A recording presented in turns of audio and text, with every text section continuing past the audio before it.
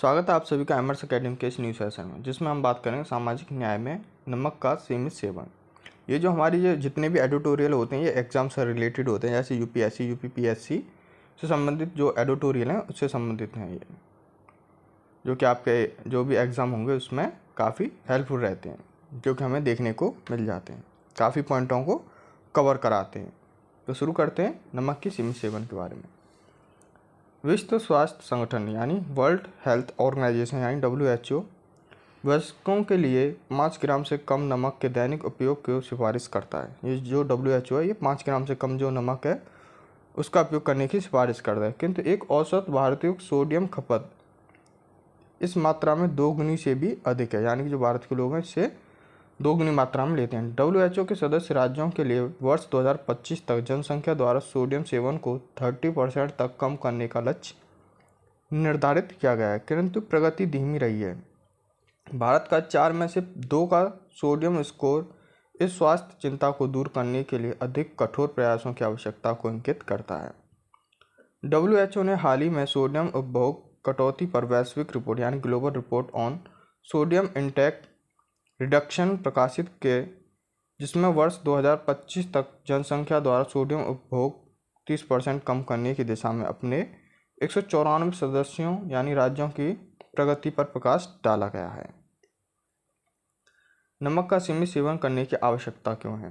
तो अत्यधिक नमक के सेवन से उच्च रक्तचाप यानी कि हाई ब्लड प्रेशर, हृदय रोग और स्ट्रोक जैसे खतरनाक परिणाम हो सकते हैं। सोडियम का सेवन करना यानी कम करना आवश्यक है, क्योंकि यह निम्न रक्तचाप के साथ दृढ़ता के सहसंबंध हैं, जिससे हृदय रोगों में कमी आ सकती है। हृदय रोग विश्व भर में मृत्यु दर का प्रमुख कारण है। यह भारत जैसे निम्न एवं मध्य आय वाले देश यानी LMIC पर महत्वपूर्ण आर्थिक प्रभाव के लिए जिम्मेदार है। भारत में कई कारक हैं, जैसे कारण हृदय रोग और उच्च रक्तचाप की गंभीर चुनौतियां हैं, जिसमें बढ़ती मृत्यु दर सहित पुरुषों में उच्च प्रबलता, विशेष रूप से दक्षिण राज्यों में पूर्व उच्च रक्तचाप वाली एक बड़ी आबादी शामिल है। दक्षिण भारत में जो दक्षिण क्षेत्र हैं उनमें काफ़ी ज़्यादा देखा जाता है। हाई ब्लड प्रेशर वाली जो आबादी है वो बहुत ज़्यादा है। Medical certificate of cause of death यानी MCCD 2020 रिपोर्ट में पता चलता है कि भारत में सभी प्रलेखित मौतों में 32.1% के लिए संचारी रोग जिम्मेदार हैं, जिसमें से उच्च रक्तचाप एवं प्रमुख जोखिम कारक हैं। विश्व आर्थिक मंच का अनुमान है कि हृदय रोग का कारण वर्ष 2022 से 2030 के बीच अकेले भारतीय अर्थव्यवस्था को $2 ट्रिलियन से अधिक की क्षति होगी। इससे संबंधित पहल यानी ईट राइट इंडिया अभियान, इसे भारतीय खाद्य सुरक्षा और मानक प्राधिकरण यानी food safety and standard authority of India FSSAI द्वारा लॉन्च किया गया था, जिसका उद्देश्य भारतीय खाद्य प्रणालियों में बदलाव लाना तथा यह सुनिश्चित करना है कि सभी के पास सुरक्षित, पौष्टिक एवं संपोषणीय भोजन उपलब्ध हो। आज से थोड़ा कम अभियान यानी कि ये अभियान चला गया है आज से थोड़ा कम। FSSAI ने आज से भी थोड़ा कम सोशल मीडिया अभियान शुरू किया है।